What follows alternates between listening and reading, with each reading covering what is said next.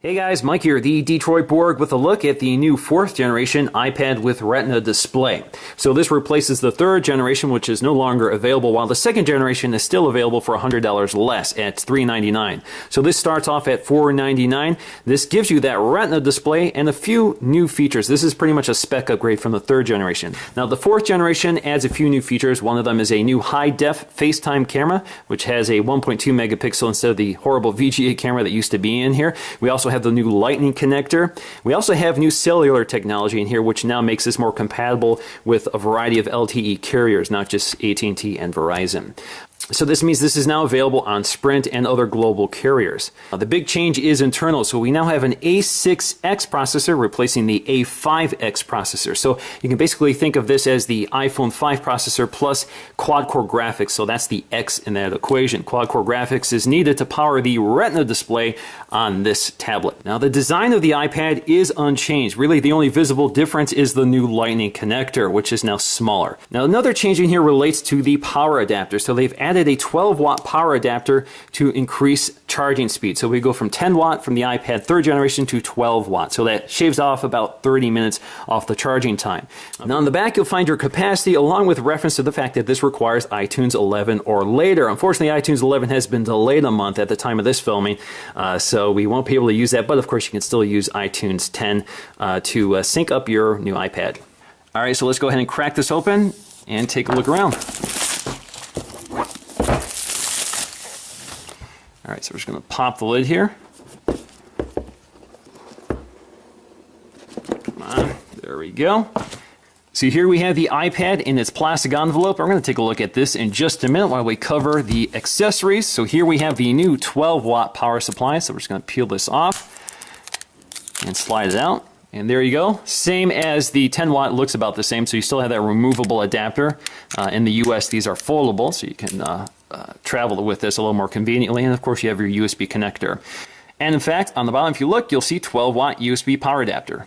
Now, taking a quick look at the literature packet here, we have designed by Apple in California. If we pop this open, we should find, among other things, we have our Quick Start Guide, which is basically a single piece pamphlet which tells you about the buttons and controls. We have our warranty and Apple information, and of course we have our Apple stickers. Below that is our USB to Lightning connector. Again, that nice smaller Lightning connector here. As you can see, it's very tiny, very small, and can handle the power required for the iPad. Now getting back to the iPad, we're just going to peel open this envelope. So you just pull this tab here. Nice sound. Slide it out. Now taking a look around, you can see the only immediately noticeable change here is that smaller Lightning connector. Otherwise, everything is still the same. So we still have that mono speaker back here, which fires toward the side and back.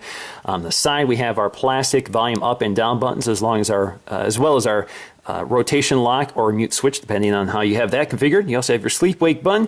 You have your 5 megapixel iSight camera. We have your microphone up top, as well as our headphone jack. At the center, we'll find our black Apple logo, as well as iPad. No capacity information is indicated. Now on the front, we'll find our classic home button. And at the top, we'll find our new 1.2 megapixel FaceTime camera capable of recording video at 720p. You also find if you look really closely, you'll see the ambient light sensor just above it.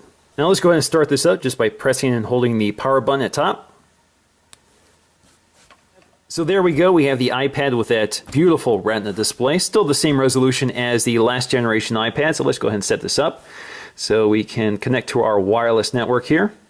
Alright, so I'm done setting up my iPad and I can start using it.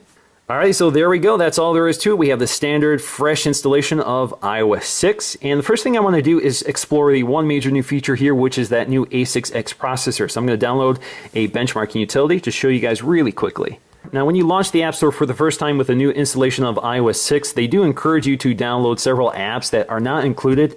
That includes iBooks, iTunes U, Podcasts, Find My Friends, and Find My iPhone. So I'm going to download all those for free as well. Now, if we look at the Geekbench app, we can actually take a look at some of our stats here. So we have our processor, which is running at 1.39 gigahertz. Again, this is the A6X dual-core processor with quad-core graphics. We also still have 1 gig of RAM that's unchanged from the 3rd generation. So here we have our Geekbench score, and Apple did claim claim that the A6X processor would double the performance of the third generation iPad. If we look at the third generation iPad, it actually more than doubled, at least in this benchmark. So you can see that they are true to their claim. So this is a much more powerful tablet than it was before. Now, just to show you the only visible change here from the third generation to the fourth generation, which is that Lightning connector, again, much smaller than that 30-pin dock. All right, guys, so that's going to do for me in this video. I will have a detailed comparison between this and the third generation iPad, so I'm going to do more benchmarking and some real-world speed tests like I always do.